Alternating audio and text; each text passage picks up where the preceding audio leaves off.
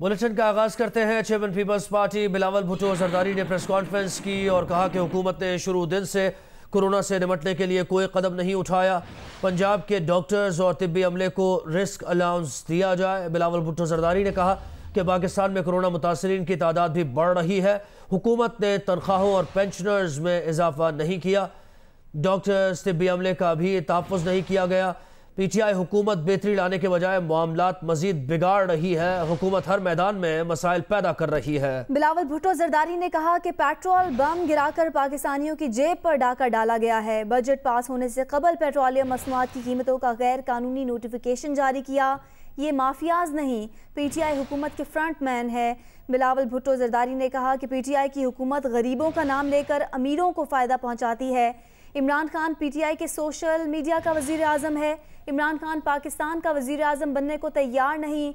हमारा वज़ीर आज़म पहला वज़ीर आज़म है जिसने मोदी की इंतखाबी मुहिम चलाई। हम कोई एनआरओ नहीं चाहते, हम मुतालबा करते हैं कन्विक्ट करो। अगर केस में जान है कन्विक्ट करो। हमने देखा है किस तरीके से शहीद जुल्फ़िकार अली भुट्टो से लेके शहीद मोहतरमा बेनज़ीर भुट्टो तक, सदर आसिफ जरदारी का केसेस का तूफान आपने खड़ा कर दिया। लेकिन हर केस में हम बाइज्जत रहे। जो एनआरओ को ठीक करते हैं, असल में इनका हर पॉलिसी एनआरओ रहा है। ये जो शुगर कमीशन का ड्रामा था, ये इनका लेटेस्ट एनआरओ था। आप हमें बताएं कि जो 270 बिलियन रुपीस का करप्शन आपका अपना ऑडिटर जनरल कहता है कि तूने पाकिस्तान में, नियाजी के पाकिस्तान में, इमरान का पाकिस्तान में करप्शन हुआ है, उसका हिसाब दो। आगे बढ़ते हैं। इस्लामाबाद हाई कोर्ट ने पेट्रोलियम मसनूआत की कीमतों में इजाफे के खिलाफ दरखास्त मुस्तरद कर दी। इस्लामाबाद हाई कोर्ट ने जमात इस्लामी के मियाँ असलम की दरखास्त पर फैसला सुना दिया। जस्टिस अतहर मिनल्लाह ने 7 सफ़ात पर मुश्तमिल तहरीरी फैसला जारी किया। फैसले में कहा गया है कि अदालत ऑयल मार्केटिंग कंपनीज के केस में भी एक फैसला दे चुकी है।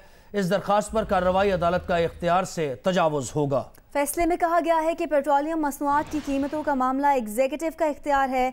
अदालत समझती है कि मुंतखब नुमाइंदे अवाम की मुश्किलात को नज़रअंदाज नहीं करेंगे। कोई भी हुकूमत अपनी अवाम पर जानबूझकर इजाफी बोझ डालने से गुरेज करेगी।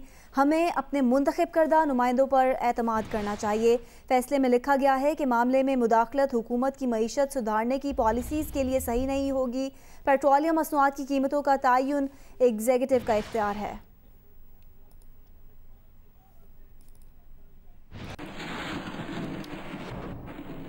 वफाकी काबीना ने employees old age benefit institution की पेंशन में इजाफे की मंजूरी दे दी। EOBI पेंशनर्स को अब 6,500 नहीं 8,500 दिए जाएंगे।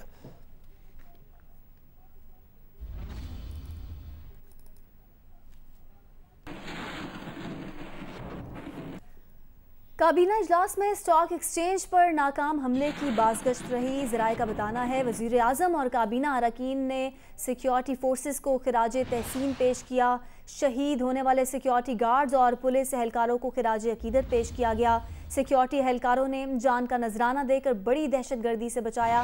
काबीना अरकान का यह कहना था पूरी कौम सिक्योरिटी फोर्सेस को सलाम पेश करती है। वज़ीर आज़म ने कहा कि स्टॉक एक्सचेंज हमले में भारत मुलव्वस है।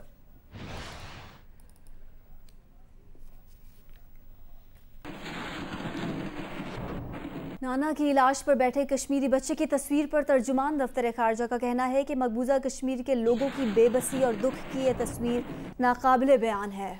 नाना की लाश पर बैठे कश्मीरी बच्चे की तस्वीर पर तर्जुमान दफ्तर खारजा ने बयान दिया है और तर्जुमान दफ्तर खारजा का कहना है कि मकबूजा कश्मीर के लोगों की बेबसी और दुख की ये तस्वीर नाकाबिले बयान है।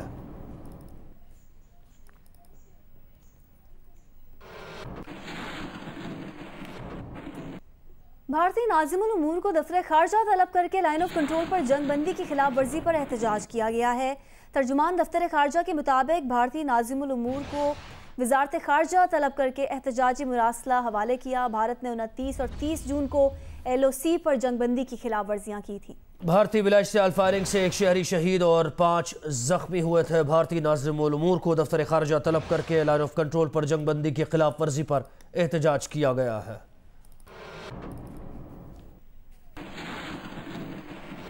भारतीय फौज ने कंट्रोल लाइन के लीपा सेक्टर पर बिलाइश्तियाल फायरिंग और गोलाबारी की, जिससे एलओसी के गांव का एक रिहायशी शहीद हो गया। पाक फौज ने भारतीय फायरिंग और गोलाबारी का मौसर जवाब दिया। DGISPR के मुताबिक भारतीय फौज ने गुज़िश्ता रात कंट्रोल लाइन के लीपा सेक्टर पर बिलाइश्तियाल फायरिंग और गोलाबारी की। भारतीय फौज ने आर्टिलरी, मार्टर्स और भारी हथियारों से दानिस्ता शहरी आबादियों को निशाना बनाया। बिलावल भुट्टो जरदारी लाहौर में प्रेस कॉन्फ्रेंस कर रहे हैं, आपको लिए चलते हैं। इजाफा करते वो भी उस पर भी डिबेट ज़रूर होगा। एक और पॉइंट जो पाकिस्तान पीपल्स पार्टी इस APC में लेकर आएंगे, हम चाहते हैं कि पार्लिमानी सिस्टम जो है वो इम्पार्शल तरीके से चले। हम चाहते हैं कि हर जमहूरी पार्टी को मौका मिले। हम चाहते हैं कि ये सिर्फ एक PTI का जलसा हमेशा ना रहे। और अफसोस के साथ जितना हमारा स्पीकर साहब वैसे तो अच्छा है, लेकिन I think Pakistan Peoples Party will have to raise with the other opposition parties that it's about time we put a vote of no confidence against the speaker of the national assembly, जो कि हमारा नेशनल असेंबली में opposition को वो मौक़िफ़ नहीं देता, opposition को वो अपॉर्चुनिटी नहीं देता, वन साइडेड रहता है, सिर्फ एक जमात के लिए हाउस चलाता है। तो इस तरीके से जमहूरियत नहीं चलेगा। इस तरीके से हम कोविड पे और मीशत पे कौन सा बात करेंगे। हमारा स्पीकर साहब ने कोविड का भी चेयरमैन था हमारा कोविड कमेटी का, वो भी नहीं चल रहे हैं। हमारा जो स्टैंडिंग कमेटीज़ है उनको तो हाइब्रिड भी और ऑनलाइन भी हो सकते हैं, उनका कोई लीगल कवर नहीं है। नेशनल असेंबली में हमें पाकिस्तान पीपल्स पार्टी के और अपोजिशन जमातों को इंटरप्ट की जाती है, हुकूमत को नहीं।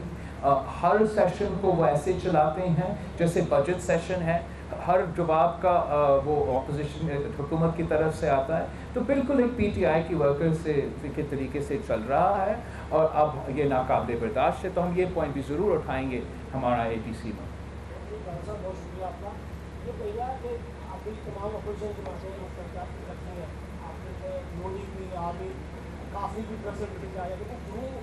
पार्लियामेंट में तबादला वोट हो या बहिष्कार वोट हो तो हमेशा सिर्फ बजट ही है। क्या फ़र्क है? या तो अपोजिशन की बात में फ़र्क है या हुकूमत को कह रही है कि बजट के अलावा ऑप्शन कोई नहीं, इसके बारे में आई थिंक आप अगर देख लें कि ऑब्वियसली कुछ लोग आइसोलेशन में हैं, कुछ लोग कोविड पेशेंट्स हैं, उनको आप तकलीफ़ नहीं देते हो किसी सूरत में आने के लिए, एक बजट वोट में आने के लिए। लेकिन अफसोस के साथ कहना पड़ता है कि PTI हुकूमत इतना डरा हुआ था कि अपने कोविड पॉजिटिव मेंबर्स को भी नेशनल असेंबली में लेकर आए, लेकिन फिर भी 170 वोट्स जो वज़ीर आज़म बनने के लिए ज़रूरी है वो पूरा नहीं कर सके। अगर ज़रा सोचिए, अगर नो कॉन्फिडेंस वोट होता, अगर बाकी हमारे साथी बीमार नहीं होते, वहाँ साफ होते, तो फिर क्या होता? आई थिंक वज़ीर आज़म की परेशानी, वज़ीर आज़म का भौखला, वज़ीर आज़म के पैरानॉइड तकरीरें इसी चीज़ को इशारा करता है कि उसका हुकूमत अनस्टेबल है। मैं आप सबका बहुत ही शुक्रगुज़ार हूँ, बहुत ही सिर्फ तफसील से हमने बात भी की है, प्रेस के जवाब भी दिया। अब आपका चैनल्स मुझे दिखा भी नहीं रहे होंगे, तो मैं आपके बहुत ही शुक्रगुज़ार हूँ और इंशाल्लाह हम मुसलसल करता रहेंगे और इससे बेहतर भी हम इंतज़ामिया करेंगे। क्या डंडे वाली बात बताना था मैंने? कुछ दिन है, 2-3 दिन के। एक minute social distancing. Peoples Party Bilawal Bhutto Zardari Lahore में प्रेस कॉन्फ्रेंस कर रहे थे। हुकूमत ने स्मार्ट लॉकडाउन में 15 जुलाई तक तोसी कर दी है और महकमा दाखिला सिंध ने इसका नोटिफिकेशन भी जारी कर दिया है। शादी हॉल, तालीमी इदारे, रेस्टोरेंट इस दौरान बंद रहेंगे। महकमा दाखिला सिंध के मुताबिक होम डिलीवरी रात 11 बजे तक की जा सकेगी।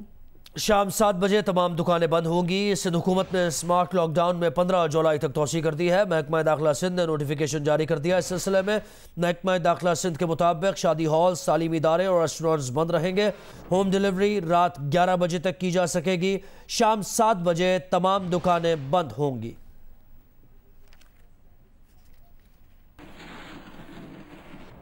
अभी आपको इस्लामाबाद लिए चलते हैं। वफाकी वजीर फवाद चौधरी प्रेस कॉन्फ्रेंस कर रहे हैं। आ रहे थे। पाकिस्तान की जो इस वक्त अप्रूवल है, जो हमारी अपनी इंडिजिनस प्रोडक्ट्स हैं, उनकी क्वालिटी इम्पोर्टेड जो चीज़ें हैं उनसे बहुत बेहतर है। इसी तरीके से हमारी जो टेस्टिंग किट है जो नस्ट ने बनाई है, अब एक्चुअली 2 और टेस्टिंग किट्स जो हैं वो भी ड्रैप के पास आ गई हैं। एक जो थी वो एक हमारे कंपनी है, लोकल प्राइवेट कंपनी है, एक उन्होंने अपनी जो है वो किट जो है वो भी ड्रैप को भिजवाई है।